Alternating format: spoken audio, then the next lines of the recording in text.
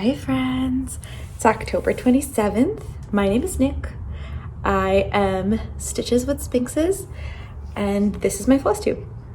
I used to talk strongly, primarily, almost exclusively about cross stitch, but since last year I have been dealing with an ongoing injury and have been in a way through here documenting my journey towards back to stitching.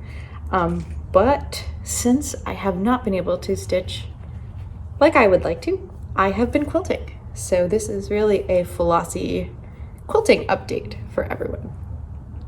I hope everybody's been doing well. As you're probably going to see, I am about 2 months out from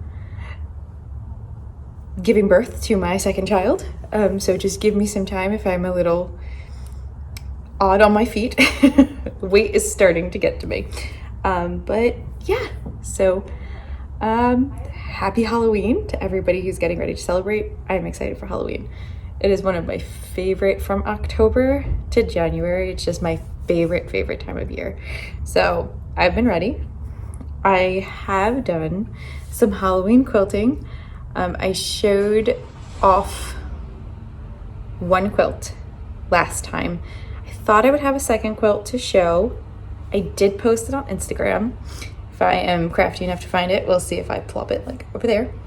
It is my Spooky and Sweeter quilt. It was a free pattern that I got off of Art Gallery.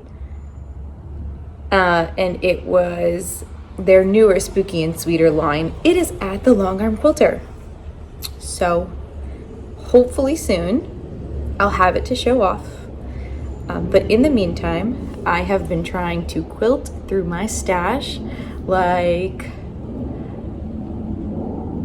as if my stash was the only thing available to me, because as I mentioned last time I spoke with you all, we are moving across the country to Florida. And we've already done a cross-country move. We moved from New York to California maybe 5 years ago. And a lot of the fabric that I have in my stash is from them, if not all of the fabric from them.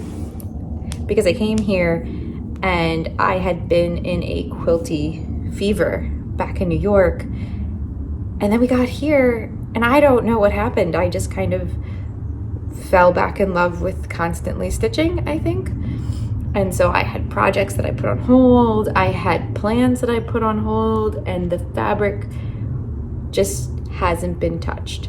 So now I have it in my head that we're moving across the country again, and I am schlepping this fabric across the country again. And it didn't even need to come the first time because it didn't get used. So it is my thought process that if I have the quilt tops finished, it is significantly easier to move than fabric. How so, you ask? It's all sewn together, right? And it's already done. Like, I don't have to bring it with the thought of doing anything with it other than getting it quilted. So this is what I'm telling myself so that I can get as much fabric used in between now and, let's say, the summer. So, do y'all want to see? Want to see what I've done? The very first thing I'm going to show you was not in my stash. I promise I'm trying, but Quilt 101 is a website, a company that sells quilt projects that are already pre-cut. And since I am having issues with my wrist, which is what is stopping me from stitching, anything pre-cut to me was very exciting. So I jumped at the idea of this pre-cut quilt notion. And they released a Spooky and Sweet fabric trick-or-treat bag set. Like it came with panels that you could make 3 Halloween bags. And they're not necessarily for trick-or-treating. You can do whatever you want with them, but it was a full set, except the only thing that didn't come with was batting. So it came with the straps, the front, the back, the lining, and the instructions. I have never made a bag like this, and I have a little. And now I have a second little on the way, and my mom used to make me all of my Halloween bags. She actually sent me two. Maybe I'll grab them so you can see them, to see, because where I get we're like a long line of sewers, the women in my family on my mom's side. So she used to make all of my bags, and this was easy, and I wanted to make my children bags. So I ordered the kit, and I have to tell you, once I got the hang of it, super fast. This was easy. Y'all can do this. Anybody who has a sewing machine, I have faith. You can do this. So I made 2 bags, but this is the first one that I made. Look at those cute little ghosties. And they are both 2-sided. This one says Happy Halloween. They're from the same fabric line. This is the lining. Trying to get a good shot without turning the bag inside out. There you can see there's a spider web, and there are spiders. Wait, there. And it's really cute. Came with the handles. So for me, this bag took me longer than it should have because I decided to quilt the bags, as you can see on this side. You do not need to quilt any bags. It's really personal preference. And so I liked the idea of it. And I don't do a lot of actual quilting. I don't trust myself. I don't love how it looks, so I tend to leave it to the professionals. But this one I had faith. So I went ahead and I did the quilting, but I did these lines only a 1/4 inch apart from each other. So it took me ages to get, I think it took me an 1.5 hours to quilt both sides of this bag. Might not sound like a long time, but for it felt like forever. So when I finished this bag, and I said to myself I would like to make a second one, because I don't know how any of y'all are, but I'm the type of person who will say, I will make a bag for each of my children, and then I'll make a bag for my daughter, and my second coming daughter won't get it because I won't be in the mood. It won't happen. So I decided to make them both now. And when I was going ahead to do the second bag, I said, I still want to quilt it. We need to quilt it differently because I do not want to spend another 1.5 hours doing just quilting. So I did this diagonal quilting on the second bag instead. This went 10 times faster. As you can see, they're big lines. I probably should have done much more spaced out lines on this one like I did on here. The entire bag probably took me an 1.5 hours to make, if that long. So if you're going to quilt a bag and you don't want to spend forever doing it, I would definitely recommend doing more like this design. All I did was I took a ruler, because I like my things to be straight, used some chalk and drew it all out. I used a purple Aurifil thread because this side of the bag is purple, and I thought that would be cute. I'm really happy with how that came out. There's purple here too. Both of their hair is purple. I think he has some purple in his hair that is a little hard to see too, but once I got the hang of it, it was so quick. I don't know if Quilt 101 put out the pattern themselves or if they just provided a pattern from somewhere else, but it was super easy. If anybody, sorry, distracted squirrel, right? If anybody's been thinking about making a bag, I definitely recommend. I have not made, like I said, many bags before. It's not perfect, right? Like you can see a little bit here that I have some wonk, but it's okay. And I don't think my girls will crucify me for the wonk, or at least I hope not. I will update you in a few years and see what they say. The kit did come with enough material for 3 bags. I might make myself the third.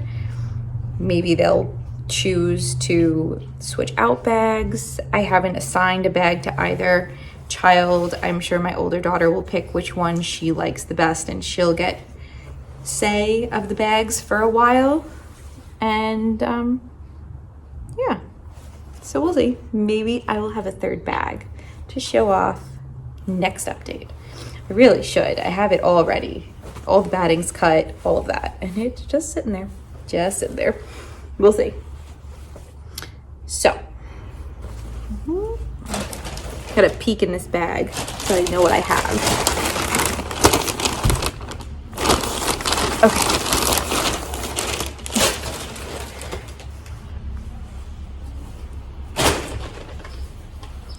This was, I think, the fabric that really made me go, but maybe I can quilt with my wrist. It is called Kitty Corn, and it is by Urban Chicks. And there was a kit that you could buy. There was a pattern. I didn't buy the kit for this quilt. I bought, I'm trying to remember how many. I think I used 4 charm packs, 5-inch squares, to make this quilt. 2 of the kitty corn, 1 parchment and 1 white. And I did follow the pattern that they released with the kit in terms of how I put the quilt together, but I didn't use the colors or anything like that. So I'm gonna stand up. You're gonna hear my chair. Hold on.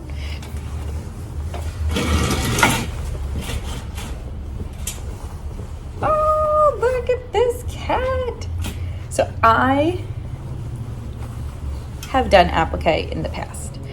I made quite a few applique things, mini quilts, when you were doing the big craft swapping of like 2016, 2017, around then. So I wasn't intimidated to do the applique on this. I was very, very confident with that. But I don't think I'm going to be able to show off the entire quilt. I'm going to try.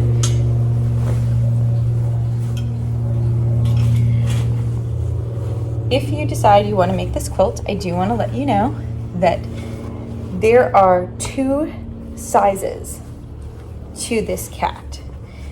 This is the medium cat, and he comes with just the regular panel. There is a large cat that the design calls for. I did not realize this. So he is only taking up a small portion of my quilt down on the bottom corner. I'm gonna try and put a picture so you can actually see the entire quilt, since I am tiny. I'm only 5 foot and I'm struggling to show you the entire quilt in one shot. But if you want the cat to be more prominent in your quilt, I would recommend getting the larger version of him. I did not realize until I was putting this cat onto this quilt.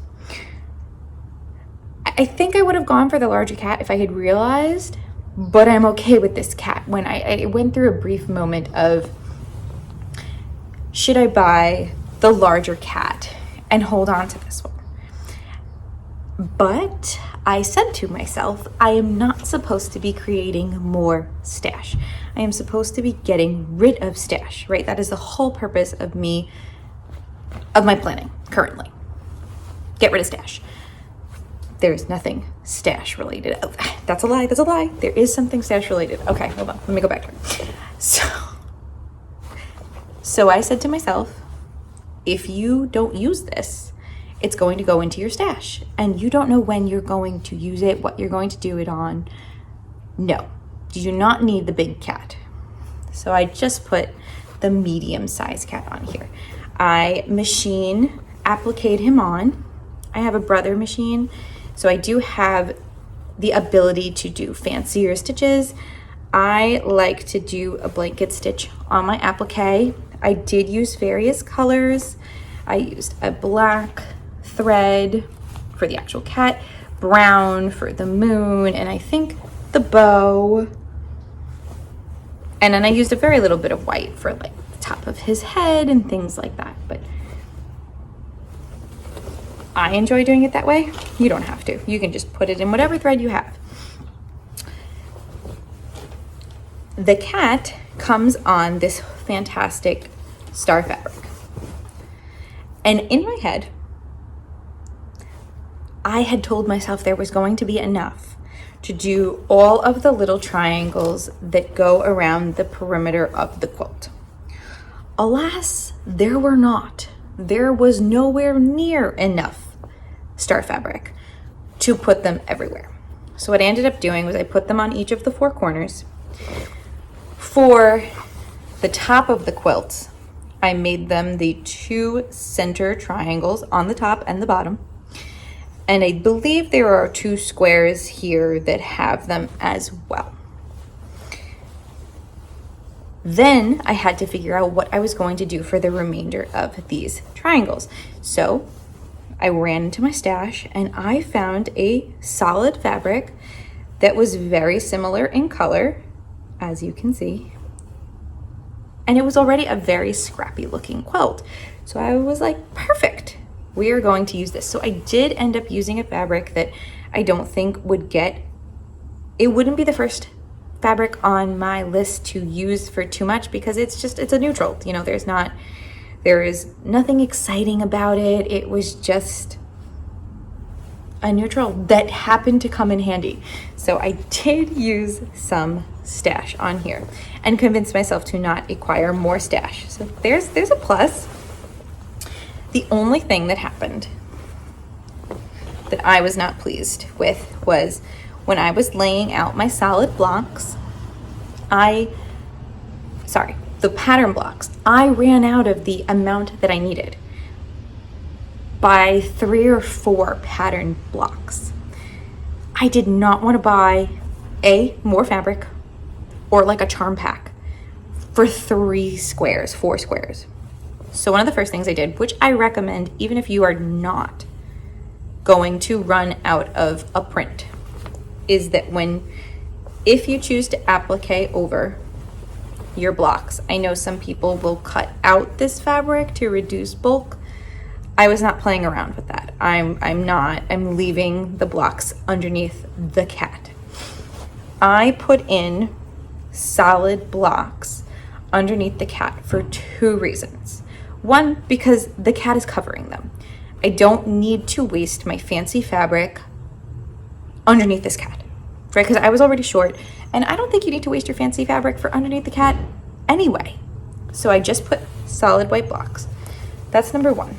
And number 2 is, if you've never appliqued before, when you put your applique on top of the fabric, if the applique is a lighter fabric, this face, and you have a pattern underneath it, it is going to show through. You can actually see it a little bit here because this square is partially covered by the moon, and you can see the pattern peeking through. Obviously I had to hold that really close, but if you are actually using this blanket, you will see it if you're looking at it. Doesn't bother some people. It normally doesn't bother me, but because I really wanted the white to pop on the cat, it makes more sense to have white behind those white features, because the only thing you can see going through is more white. So I was able to save some fabric, get that extra pop, and be able to move some of my squares over. I did not have enough.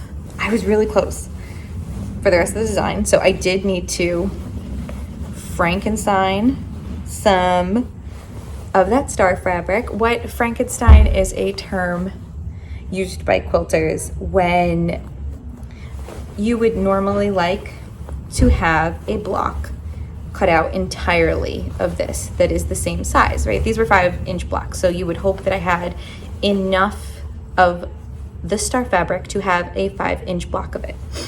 I did not. So what I did was I was able to sew 2 pieces together. You can see my seam here to get myself to that 5-inch block. Some people don't like that look because it gives a more scrappy look to it. But I'm not here for a specific time of look with my quilts. I am looking for a finished quilt top I'm using to use my stash, and just something that's going to make me happy. This is not going to upset me. So I did some Frankenstein blocks to get through there. And then the cat applique panel did not come with just that cat. It came with the large, medium, the medium-sized cat, 2 smaller cats, and then on the very bottom it came with 3 cat, I don't know what, labels like this one. Labels. And I normally don't label my quilts. I normally don't sign my quilting or my stitching, to be honest with you. But as you can see, I had 2 white blocks here. I didn't want it to look like that. So I took one of the little blocks from the bottom, appliqued it on, and then put October 2021 and my initials, NCR. So I have officially signed one of my quilts. And overall, I'm really happy with it. It came out really cute. I really think I'd like to send this out for long arm quilting.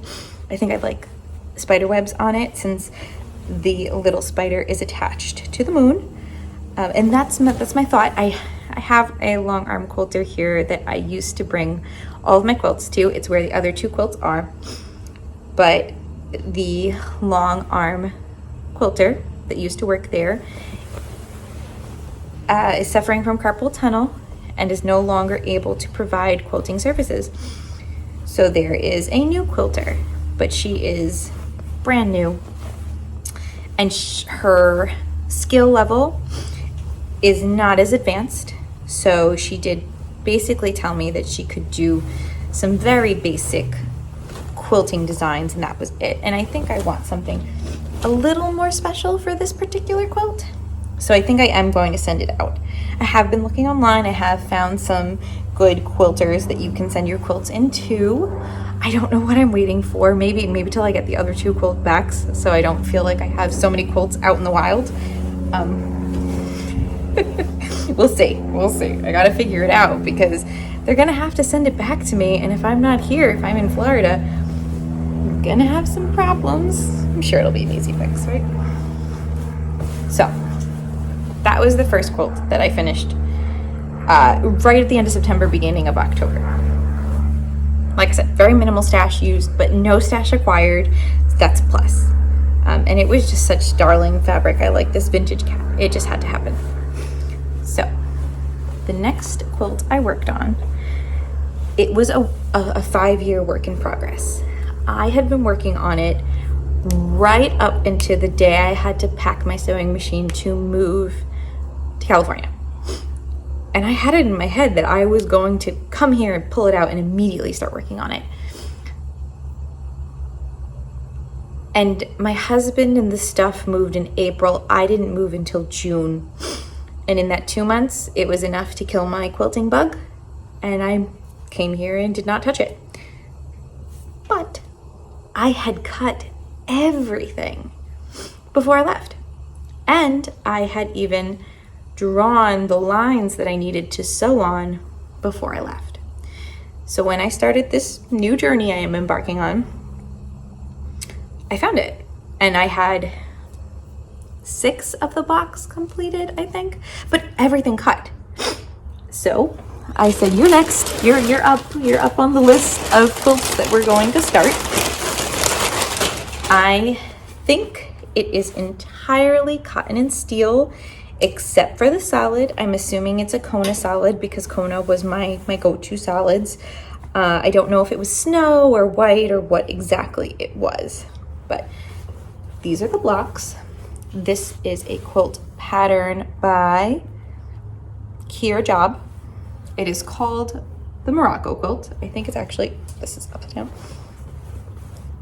And I don't remember what I had in my head when I picked the fabrics. I love the fabrics. I love them all. They're beautiful. And as I was working on the quilts, I said, I'm going to make this rainbow. I have this thing with organizing. Most of my stuff is organized by the rainbow. My child's closet and my closet are all rainbow coordinated. It starts, I have all my neutrals, and then we go from red to violet at the end consistently, and I have to put the clothes away that way. It works for me. I don't know if anybody else does that, but that's what I thought when I saw the blocks coming together. So that's what I did. I arranged them in a rainbow kind of order, and when I do put my clothes up, I do start with the lightest variation and go down to the darker variation of that. So that is what I ended up doing with this as well. Let's see if I can show you this one. It's a little smaller than the other one. This is all cotton and steel. I don't think it's all one line though. Some of it is definitely part of the same line. Woo. I did not get to show it to you all, but I will put a picture in because it really is beautiful when you see it all together. I need an assistant. Does anybody else need a Flosstube assistant? Probably not, because your cross stitches not take up this much space in life. So the one thing I do want to say, because we are constantly learning, right? I did make a mistake. And I should have known better. I should have. I think I did know better. And a very lazy part of me, sorry, I was getting stuck under the chair, said it was going to be okay. I told y'all I made a lot of 6 or 7 of these blocks in 2016. Okay, it is 2021. I have advanced as a quilter in those couple of years. Not a professional by any means, but my skills have advanced because I started to quilt, I think, in 2015. I've learned a lot. I've watched people. I've gotten new tips. I have gotten tools to help me, like a 1/4 inch foot, things like that, so that I can get my blocks down to the size that they really should be, because they don't always work out. And one of the things that you should do, that I recommend, is measuring your blocks so that you know that they're all the same size right before you sew them together. Well, the 6 blocks that I had made in 2016 were larger, not by a huge amount, but you don't need things to be larger by a huge amount when you're quilting. All they need to be is 1/2 inch larger all the way around, and you are not going to get your blocks to line up as nicely as they should. So you can see here, this seam should have been there, but it is not. It is not. You can't see it so much when you are looking at the quilt as a whole, because some of the areas do line up. But when I am putting my quilt top together, I do notice, because I am purposely trying to get those squares together in the right spot. So it was a little torturous for me, and I realized that it was all of the older blocks. They were all what was larger, and that's what threw me off. So I do recommend, if you put a project on hold, make sure that your blocks are the same size.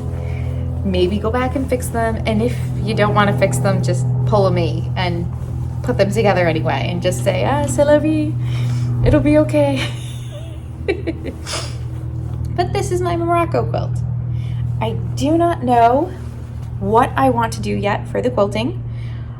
I'm probably going to send this one out too, because this one is very special. I can't believe it's done. I can't believe it's sat in my closet for 5 years unfinished. I think also when I was quilting back in 2016, I was doing this very painful thing where I was making each block individually, right? And now I do chain piecing. And if you're not familiar with quilting, it is, how do I explain it properly without showing you? So each block, right, has this white piece with these corners, right? Every single block has that. So I would sew all of those pieces together for each block in one go, right? And do that repeatedly. Like, okay, well now we're going to attach all of those to the square for every single block. So at the end, you're finishing all of your blocks at the same time, instead of me who was finishing one block, moving on, going on to the next one. It's just a time saver. It's definitely more efficient. I find it more efficient anyway. And you don't get so tired of doing the same thing over and over and over again. So if you don't know what chain piecing is and you haven't done it, I would recommend it. It made a difference in me wanting to quilt. It definitely did. So, sorry that I do not have the best limbs. I need a quilt hanger since I don't think I'm gonna get a Flosstube assistant to really show off these large quilts that I'm going to get. Please hold while I fold. I'm also folding these very haphazardly just because no one's got time to watch me fold all these quilts. Okay, so this was entirely stash, so that was super exciting. And it was a whip, a 5-year whip, so doubly exciting to have it done. Very, very happy with that. I have 2 other quilts that are currently whipped. They're inside. I didn't want to bring them out here because they are legit in pieces. So hopefully I will have those to show you soon. This is the other thing about quilting. I don't know if you noticed, but my shirt was all nice and clean before I started this video. And now all of a sudden I've got threads hanging everywhere. It's an adventure. So the last quilt I'm going to show y'all today is entirely from stash. It was a quilt pattern, another free quilt pattern. I'm all about the free quilt patterns because there are a lot of them. They are a lot. And most of the time when they're free, they are quilts that can be put together quite quickly, which is what I'm looking for because I'm looking to burn through stash and I'm on a timeline. So that was a plus.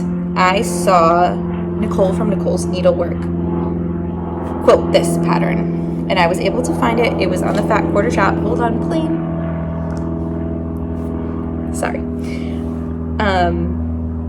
It's called Layers of Charm because you use layer cakes with it, which are just a group of 10-inch squares and then a charm pack, so layers of charm for the centers, which are the 5-inch square packs that you saw me use in my kitty corn quilt. I like this pattern because it shows off your fabrics. A lot of times if you cut into your fabric, you are making tinier blocks and you might not see the whole pattern that you really fell in love with that came with the fabric. This line is called Mendocino. It's by Heather Ross. It came out in, I believe, 2016. So I don't know if it's hard to get a hold of now. Let me see if I see a year somewhere here. I don't think so. But I had bought it and I definitely had plans for it and I have no idea what I plan to do with it at all. This was my alternative. I had my husband help me cut all of these blocks because he is kind like that to me. And then I played around with how I wanted to have them displayed. So technically, a full block in this quilt is these 4 squares. This is a whole block. It is a large block, but it is one. So I decided that I was going to do a light and a dark of a similar color, and that's how I was going to piece it together. It worked well with this line because she often had a light and a dark of similar colors. And then I used leftover parchment from the kitty corn quilt to do the center. So let's see, I have not shown this one on Instagram yet, so maybe I can try to get most of it in.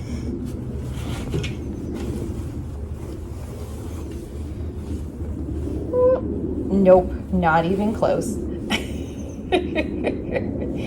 I am so sorry that I am so bad at holding all of these up.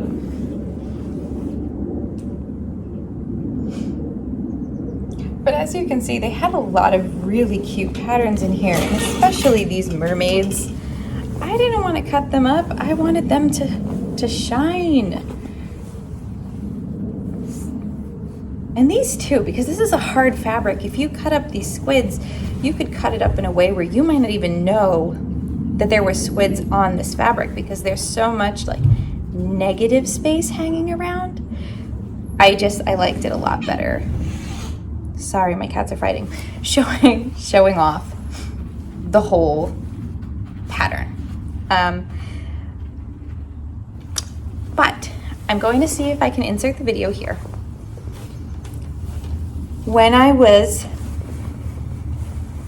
So when you put these blocks together, you have your entire 10-inch block and the 5-inch block goes in the corner.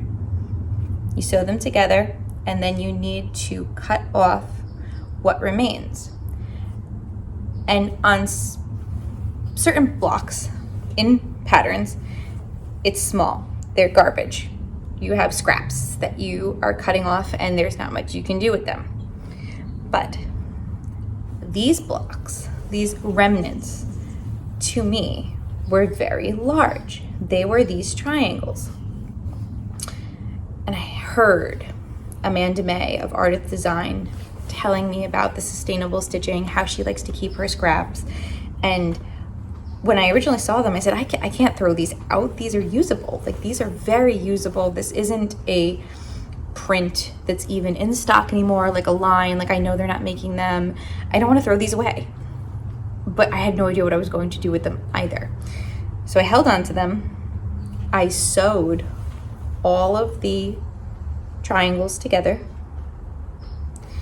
And then, as I was looking at them, realized I had enough to put on the top and the bottom of the quilt.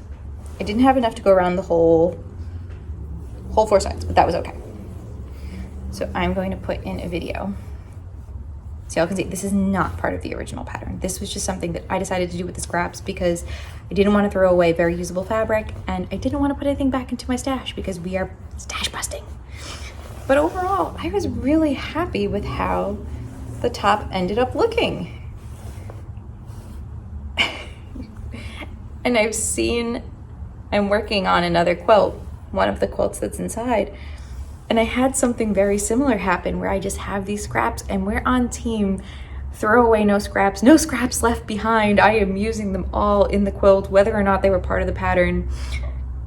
And I think it's working. It's giving me something unique. I am not feeling guilty about just getting rid of scraps. I could make a scrappy quilt, but how many quilts will I have to make before I have enough scraps for said scrappy quilt? When will that be? Will I have enough before we move? I don't know. Why bother when I know what these scraps will look perfect with already? This. So that's what I'm doing with the other one. We'll see how the other one comes out. It's also giving me some time to play around with,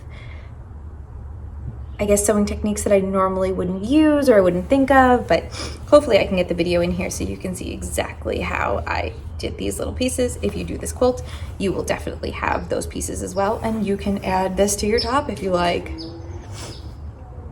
right? Because don't throw away your nice scrappy fabrics. Look at this. These were a lot. This is, I think, like 4.5 inches of scrap in a bunch of different patterns. No, I just couldn't do it, y'all. Couldn't do it. Am I nuts? Do y'all just throw away your scraps? I don't know. Well, we'll see. We'll see what happens because I seem to be on this kick right now. So, but I think that is it. Thank you for listening to me ramble about my quilts. I am so sorry that I am not able to show them off properly. I will think about how to do that in the future if I'm going to keep showing you my quilts. Can't even properly show off what I'd like to show you. That would be my luck. We'll figure it out. It'll be okay. But I'll insert pictures in the meantime. I don't know if I will have a picture of this one to show because I do need help when I am showing them off. I need my husband to come out so I can take pictures. We'll see. I know I don't have any of these photographed yet. The other two I do. And before I go, would y'all like to see his bangs? He's giving what I call the sexy leg. So I think y'all will appreciate it. Hold on.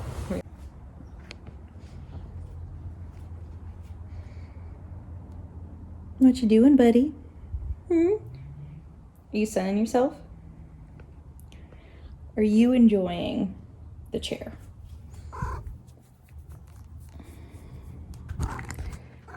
Say cheese. Oh, bath time. And on that note, thank y'all for stopping by. Hopefully I'll see you soon. Bye. So as I was trimming the blocks for my Layers of Charm quilt, I realized that what I would normally consider scraps were very, very sizable, and it seemed very silly to throw them away. So after looking at them, they were already right sides together. I decided to just not even bother pinning them. I was just going to throw them into my machine as they were and sew them together. I figured I would measure them all after, square them up, because hopefully, in theory, they should have all been the same size. And I was thinking, oh, well, I can save them for a scrappy quilt. But in all actuality, they already matched the quilt I was working on perfectly. So I decided I was going to see how much I ended up with after sewing them all together and see if they could be a border or if I could somehow add them to this quilt, even though the pattern does not call for the usage of these scraps. But like Amanda May has taught me, sustainable stitching is important. These scraps were way too big to throw away, and I already knew the quilt they would look perfect on. So here they are, pressed, and as you can see, these are very big blocks. I can't believe that in my head I was getting ready to throw them away. So after you see here, I squared them all up, put them together, and played around with some potential patterns as to how I could border them onto this quilt. And in the end, this is what I like the best, this kind of candy cane stripe.